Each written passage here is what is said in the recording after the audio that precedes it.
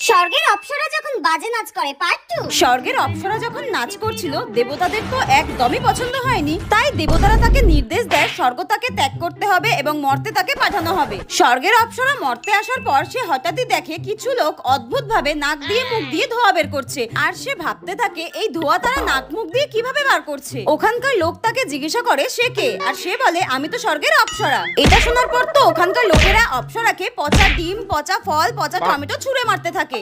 তার কিছুক্ষণ পর অপ্সরা একটা সুন্দর ছেলেকে দেখতে পায়, আর সে ইশারা করতে থাকে তাকে। আর তারপরই হঠাৎই স্বর্গ থেকে ফোন আসে তার কাছে, আর তাকে বলা হয় যে স্বর্গে সে ফিরে আসতে পারে। এই কথা শুনে স্বর্গের অপ্সরা বলে না, আমি আর স্বর্গে ফিরবো না, আমি এখানেই একজনকে মন দিয়ে ভালোবেসে ফেলেছি, আমার আর কোনোভাবেই স্বর্গে ফেরা সম্ভব নয়, আমি ফিরবো না, ফিরবো না, ফিরবো না। তারপর সে ফোনটি কেটে দিয়ে সেখানে ছেলেটির সঙ্গে ভালোবাসার কথা আদান প্রদান করতে থাকে।